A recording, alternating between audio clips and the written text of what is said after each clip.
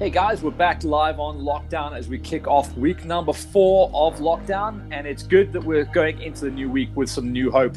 New hope is the future, and the riders that line up out of the high school 125s and the OR3 class are the new kids on the block. And we're speaking to one of the pinners for the 2020 season. Wian Wentzel joins us across the pond. Wian, great to have you with us. Crowbarring time in between training and schoolwork. You okay there, my friend? Yes, thanks, Matt, for having me. It's an honor, for being on the show.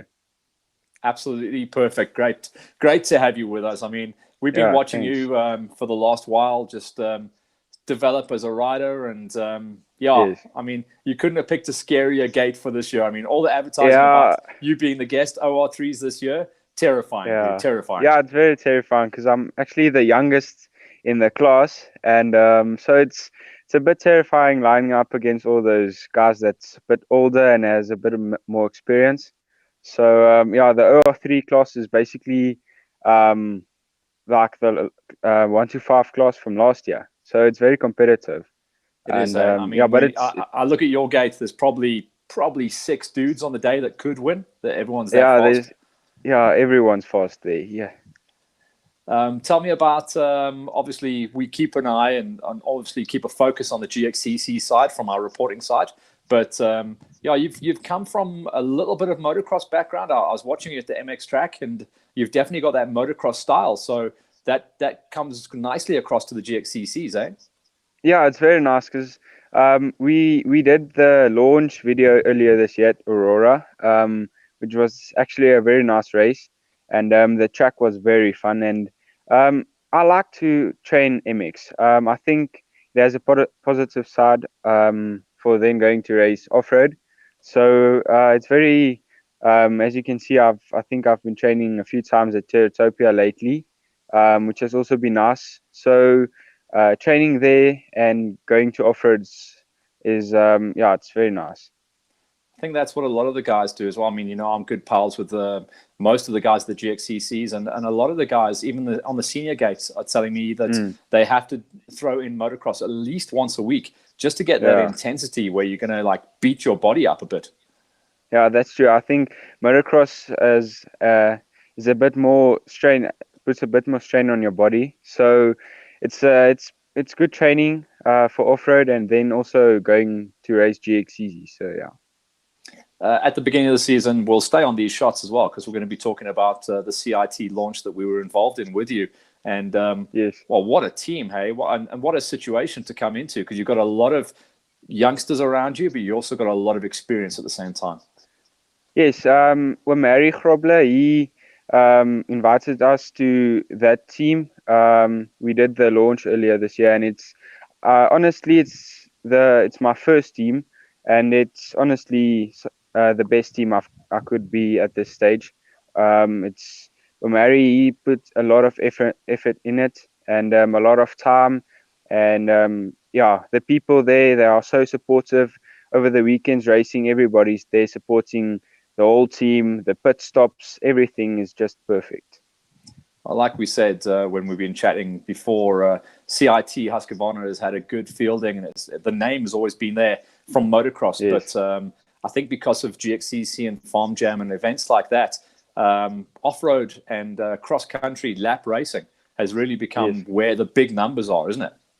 yes. I think so because it's nice for when Mary he basically put the team together. He partnered with CIT, so they said, okay, cool, we'll put a team together. So I think it's good that they decided to put an off-road team together because I know they have a very strong MX team. So having an off-road team as well it can only be positive for the brand and for the team.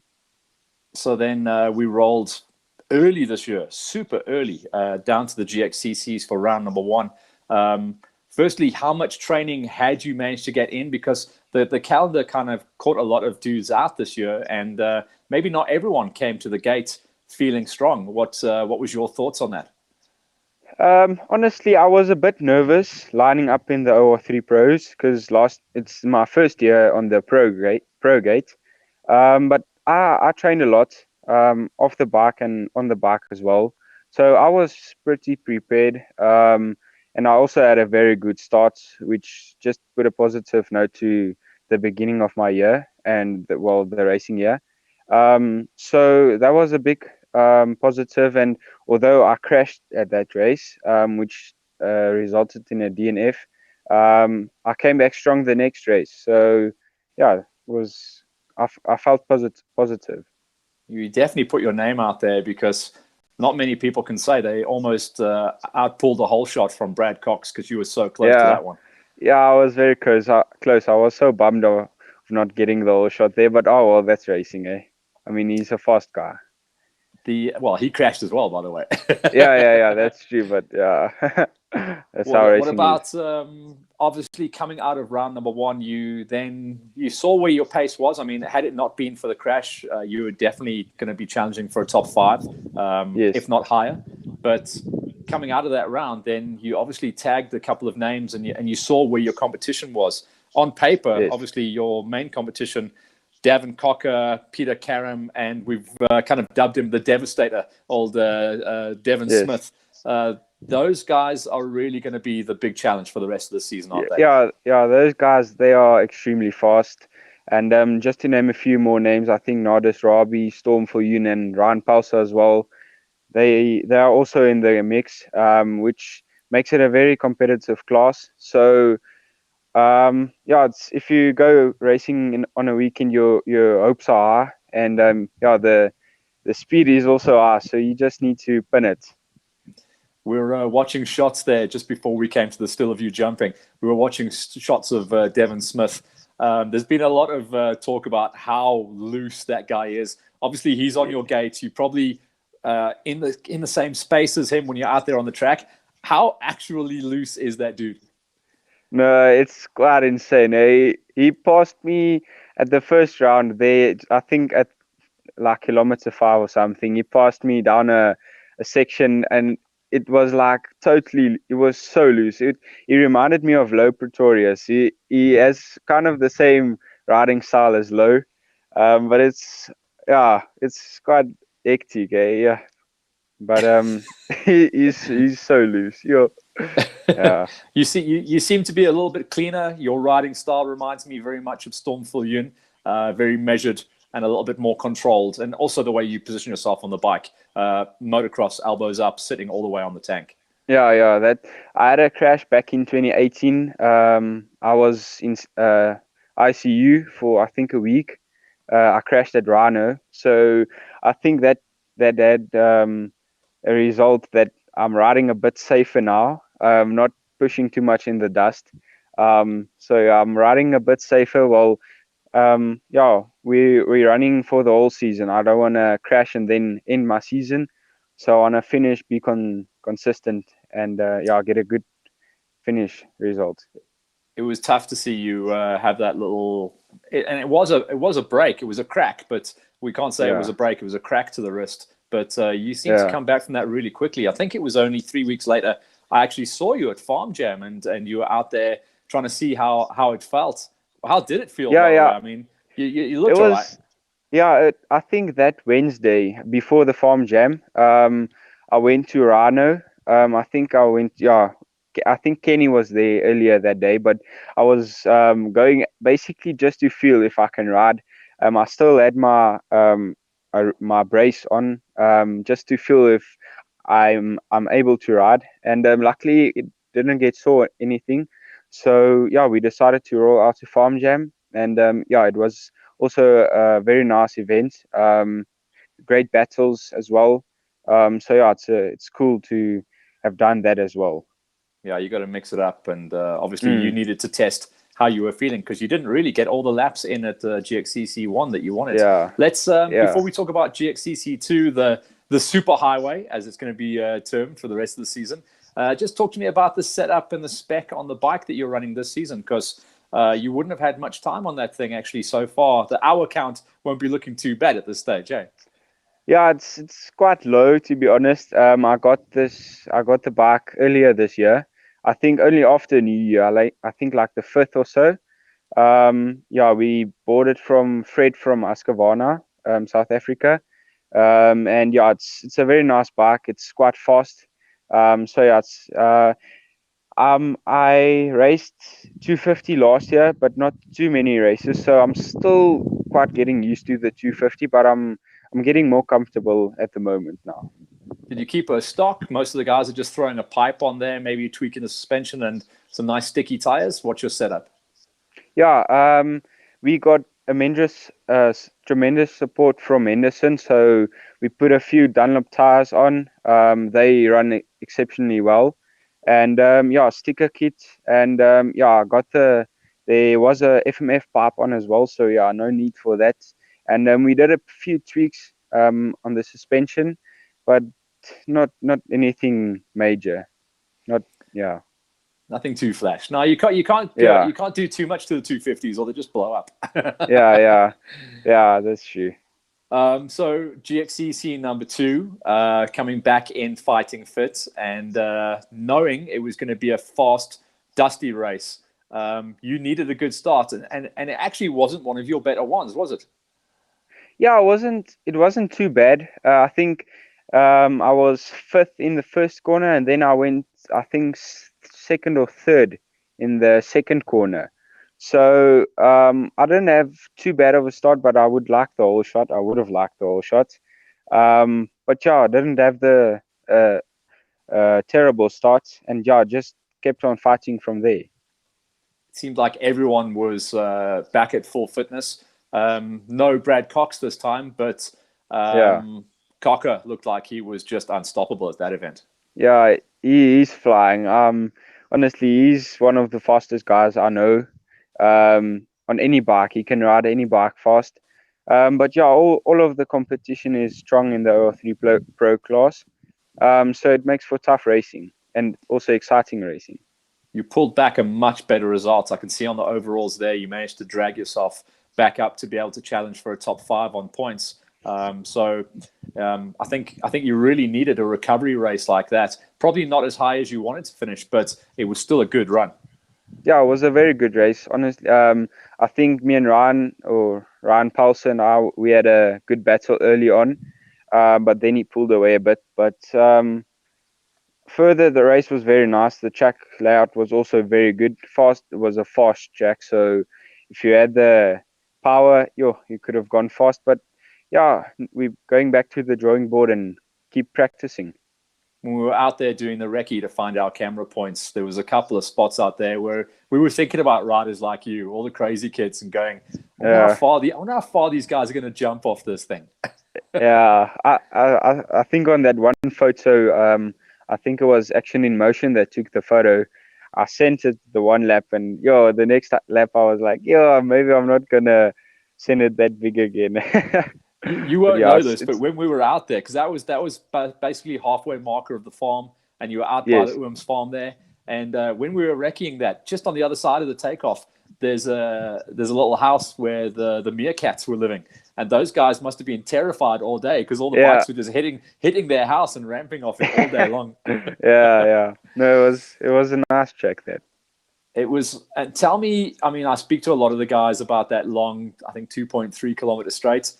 How's a straight like that on a 250, man? You got to be just living there.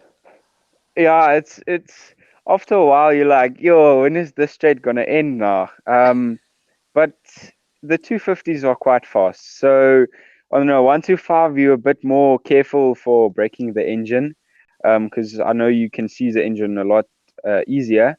But for the 250s, you can, like the guys on the 450s and stuff. They have a advantage of going faster and stuff. But yeah, in the tighter sections and those sections, we try to make up a lot of time where we lost time on the straights. So yeah, you can see it. You guys are basically slinging those 250s around like BMXs. Yeah. I love that shot. I love that one. That was where you almost whole shot and you tucked off the back there, touching the back fender. Love that shot. Yeah, Devin was behind me as well, and I think a few other guys as well. So I was just hooking it to get the whole shot, but unfortunately not got it. Just coming back to the team and reminding us that you are the youngest rider on the 250 gate at the moment. That also means that you can kind of take your time. You don't have to pull the championship on the first year. You got a couple of years on the 250 before you jump up to the OR2s and have to race, well, brawler. Oh, God. No, yeah, hopefully I'm not even thinking about that now. But yeah, I've got a few years left on the 250, honestly, because I'm only 60 now. Well, I'm still turning 16 this year. So yeah, I've got a few years left, which leaves a lot of time to get used to the 250. So I think maybe next year or so I'll be more comfortable and maybe fighting for a championship. Is the idea, by the way, to try and jump up to a bit of nationals as well once you're used to the wagon? Or is it just Yeah, pure focus on GXCCs right now? our main focus is obviously GXCC, but the team we spoke a bit, and I think the Wynand, Umari, and John, they did the first national, but unfortunately I couldn't go to Lesotho that weekend. But we are planning to do a national or two this year. I think it would be nice because I've only done that one national in Carltonville back in 2018. So it would be nice to do another national this year. Oh, your number's spot on as well, because I think there are only 2 nationals left. Yeah, that's true. Yeah, kind of running out of races here, Yeah. And the feedback from the team, are they happy with what you've been doing at the moment? Because the CIT guys, I mean, John, you mentioned John on the 125s. He's been doing great. You've been pulling numbers. Van Aert has been doing a great job. Harry's been top 10ing it the whole day. So, and actually, I'm hoping to chat to Dion at some point, because I think he's doing brilliantly as a newcomer. Yeah, I think we have a very strong team. Everybody's getting the places, and obviously, John and Wynand, and Umari as well. They are championship contenders this year. I think if John has a bit of luck on his side, he'll have a chance of getting the championship for sure. And Dion as well. He's basically actually new to riding, so it's very impressive to see how good he is. Yeah, I'm expecting to see him pull a win in the OR2 Pro-Am gate very soon. Yeah, I hope. And then what have you been doing with yourself then during this lockdown period? I know the youngsters you guys are basically still at school, aren't you? So, how's it all working, and how are you fitting the training and lifestyle in? Yeah, it's a bit of a different situation now with this lockdown. Obviously, we've been training. I've luckily got an indoor cycling trainer, I think the day before the lockdown. So I'm very stoked to luckily got that cycling trainer. So I'm cycling a bit and also doing like a few indoor training and stuff. And then the school's keeping us busy. We are doing like online schooling. So they're keeping us very busy. So it's not like we're lying around the whole day at home. So it keeps us busy. Got to keep your kids off the streets, Yeah, that's true. Yeah.